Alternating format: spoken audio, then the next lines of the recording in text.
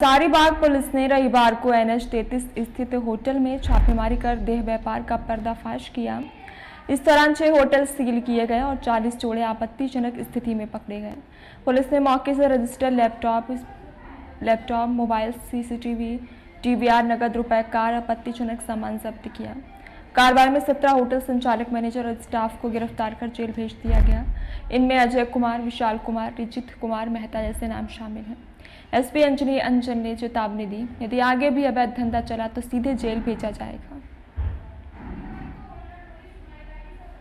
सूचना प्राप्त हुई कि ये सारे जो गैरकानूनी कार्य हैं इसमें आसपास के जिलों के हजारीबाग के भी कुछ लड़के और युवतियाँ इसमें शामिल हैं और होटल के जो संचालक हैं, मालिक हैं, इन लोगों के द्वारा रूम बुकिंग कराया जाता था और उनको रूम अलॉट किया जाता था, जो कि पूरी तरह से गैरकानूनी गतिविधि है।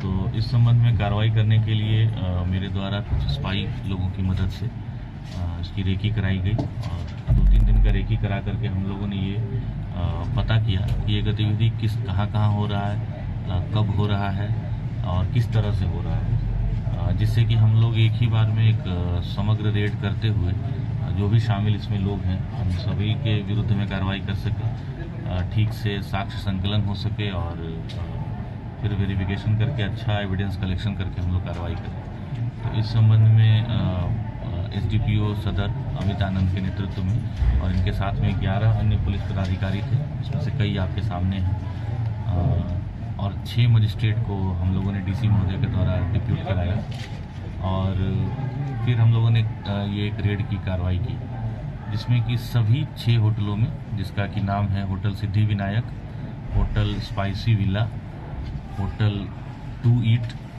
होटल वर्णिका, होटल 7 डेज और होटल रुक्मिणी।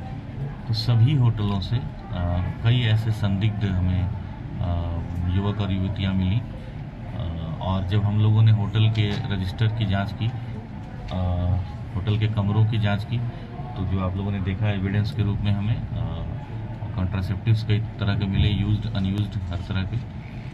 साथ ही जो उनके रजिस्टर थे उसको हम लोगों ने सीज़ किया है। वहाँ के CCTV कैमरों की भी हम लोगों ने पड़ताल की, उसका DVR को भी हम लोगों ने सभी होटल से सीज़ किया है और जो संचालक थे, जो मालिक थे, जिनके कहने पर और जिनके द्वारा पैसा लेकर के यह कार्रवाई की जा रही थी, उन लोगों की भी गिरफ्तारी हुई है। तो अभी तक 17 लोगों की हम लोगों ने गिरफ्तारी की है। इसका लिस्ट भी जो प्रेस रिलीज आपको दिया जाएगा उसमें वर्णित है।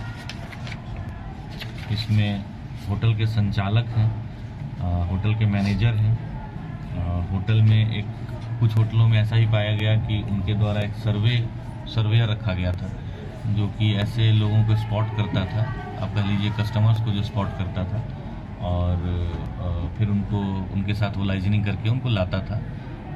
तो उन सभी की गिरफ्तारी 17 लोगों की गई है। आगे भी हम लोग अनुसंधान करेंगे।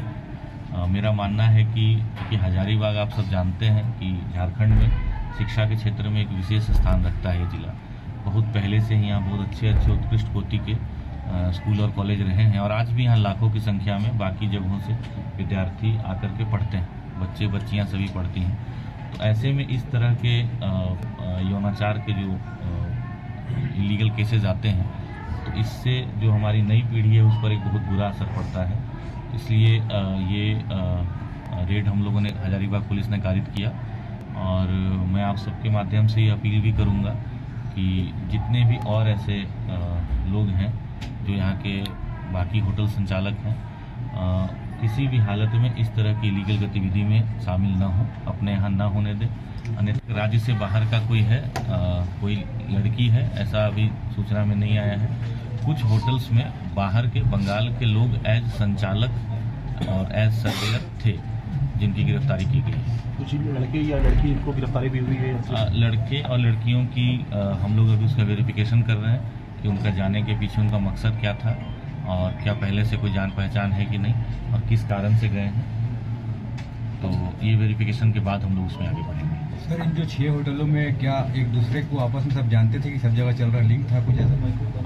प्रारंभिक अभी जांच में जो मुझे लगता है कि किसी के द्वारा इस बारे में भी हमें सूचना दी नहीं गई है, बट हो सकता है, संभव है कि एक दूसरे से